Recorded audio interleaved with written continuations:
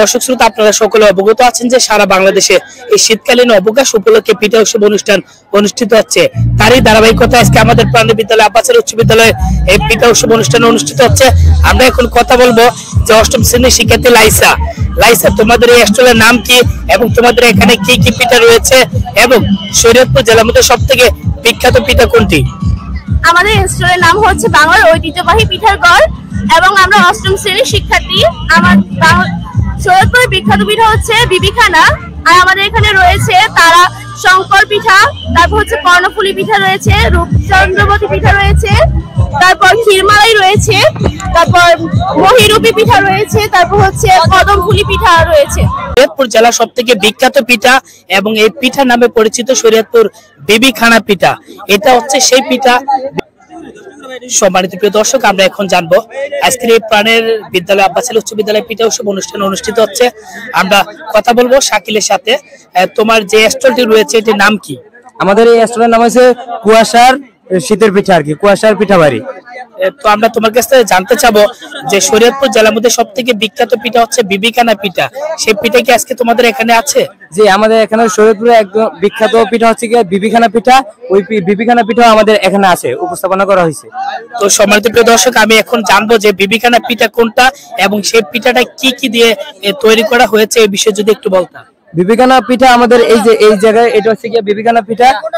আমাদের এটা বিভিন্ন উপাদান দিয়ে তৈরি করা হয়েছে, যেমন দুধ, তারপরে চালের গুঁড়া, আটা, আরো বিভিন্ন উপাদান দিয়ে এগুলো তৈরি করা হয়েছে।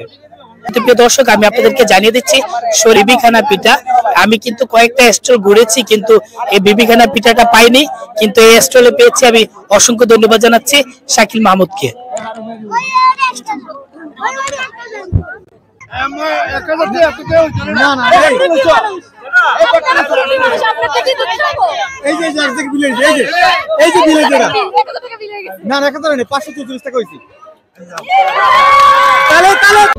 তারুণ্যের উৎসব 2025 আমি আমার বয়সে দেখি নাই, কিন্তু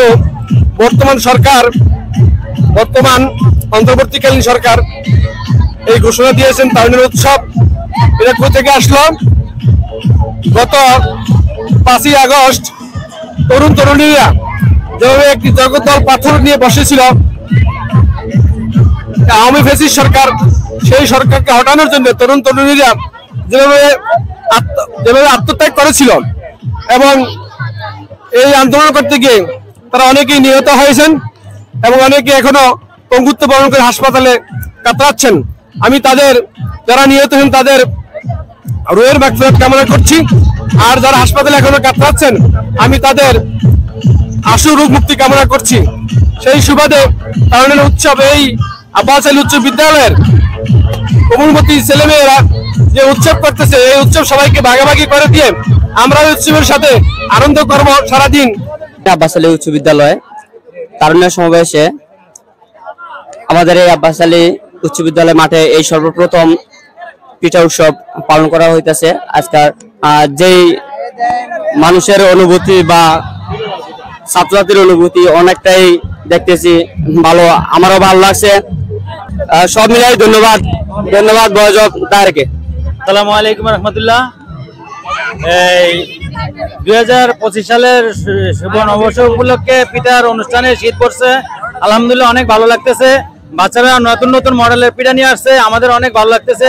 আমরা টাকা দিয়ে পিঠা খাইতেছি, বন্ধু বান্ধব নিয়ে আসছি, আমরা সবাইকে নিয়ে আসছি, সবাই পিঠা কিনে খাওয়াইতেছি।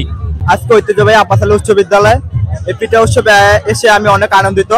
বিগত বছরে আব্বাস আলী ইতিহাসে মনে হয় এটাই প্রথম পিঠা উৎসব হচ্ছে, এই জন্য আমি সংশ্লিষ্ট সবাইকে ধন্যবাদ এবং কৃতজ্ঞতা জানাই।